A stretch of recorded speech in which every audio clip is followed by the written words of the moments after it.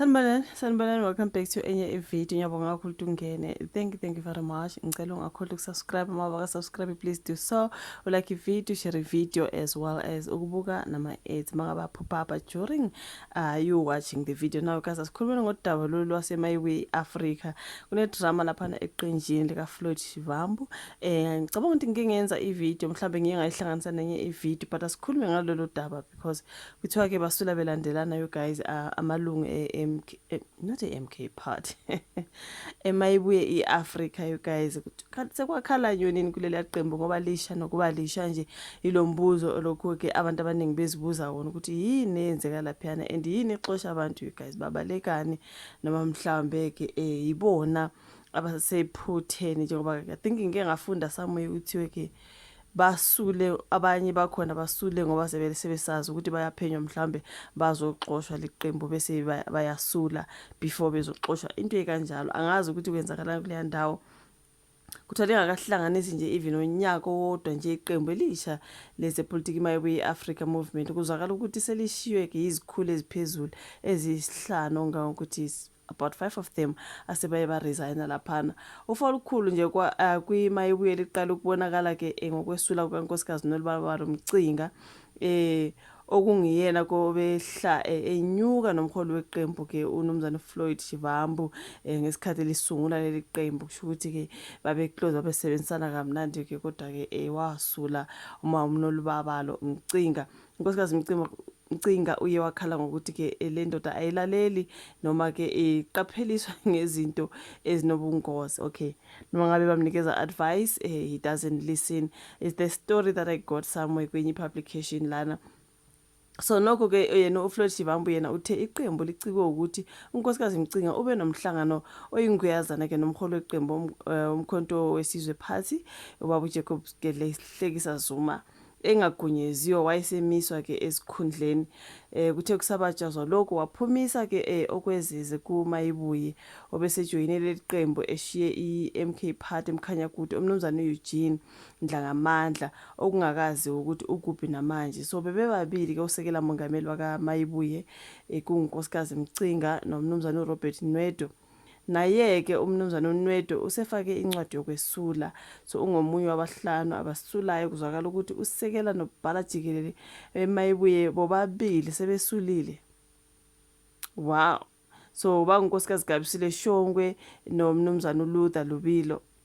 Okay so izimbobo ke zomuhlwa zithi uNkosikazi Mcinga ngathi usesungule nje la iqembu lepolitiki engabe inyoni yakha ngamaqhubu enye na so yona into ebhalwe lapha ngike ngabona somewhere else ebengathi ke bakhuluma not ukuthi bakhuluma mhlambe babhale ilist kuthase kukhona ke o deputy president about 3 I think so eqenjini like it's a lot of them angazi mhlambe benzethi makusula omunye kusala ababili makusula omunye angazi kwenzekani guys ayikuthi usuvaliwe ke wona uPompi kodwa ubuvuza lapha eqenjini ke leMaibuye obusutsho ukuwavulela ke onke amanzi ethangini leqembu elisha lepolitics iAfrica Maibuye movement kuthiwa iAMM okay lisungulwe ke ngobe ngunobhala jikelele weqembu umkhonto wesizwe party ngaphambilini ube ngusekela mongameli weEconomic Freedom Fighters okay manje ke usengupresident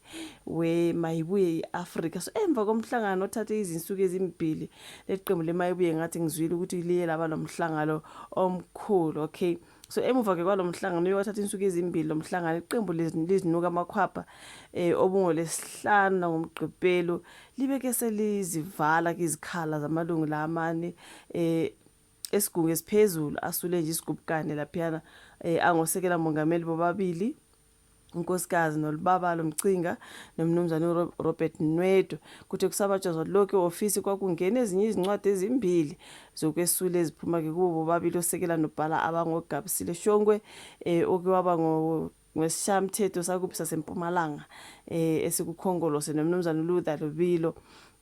So bathi ngokwesitatimende seMaibuye esithunyelelwe abezindaba isigungu esiphezulu sesimi kanjena ke manje emva kokuthi ke kusule labo abaningi kanje okay so umongameli uzolokho nguFloyd Shivambu right usekela mongameli oqala sekungumnumzana Thato Mhohodi wayekukhongolose.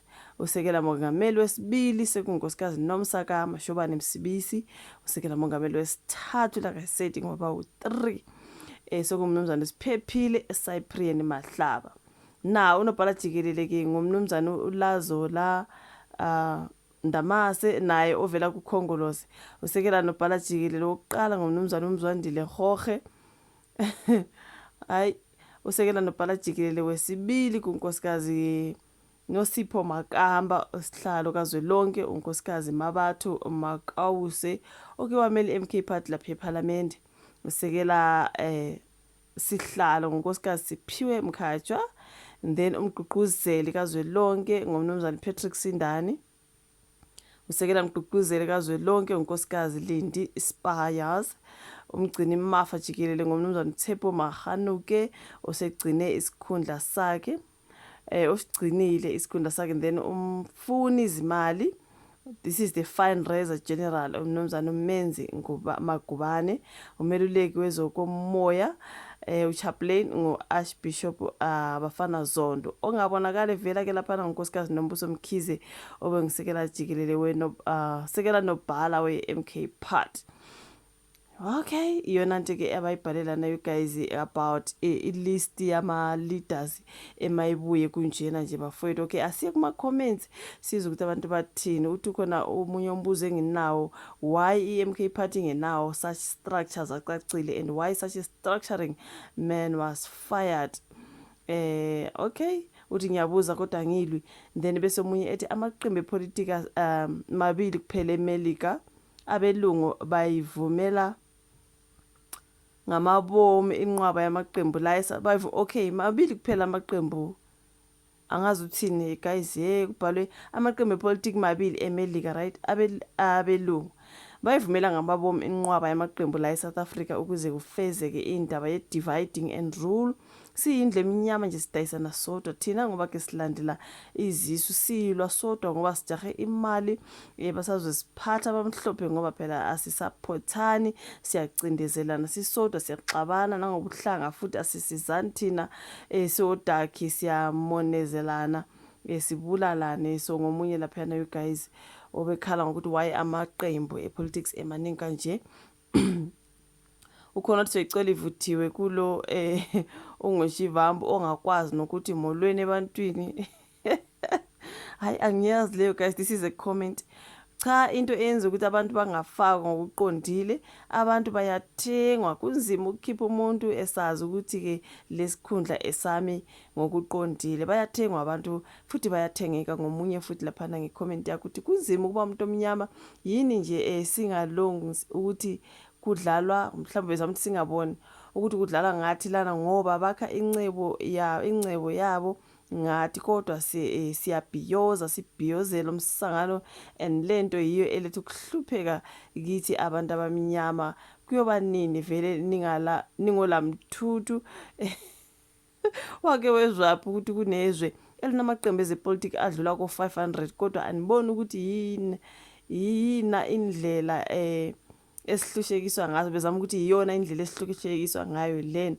Okay, ukhona umuntu othe iqembu lepolitiki leli noma mhlawumbe omama bestokfela. Hayi guys ngikuma comments not my handwriting. Ukube kuyenzeka ngabe ke abafakwa inhlobo ezikhundleni eziphezulu abantu abasuke beshiye emaqenjini amadala eqenjini elisha ngoba yibo abawisa amaqembu. Guys la ku Floyd Shivambu nabo sekela abawu3.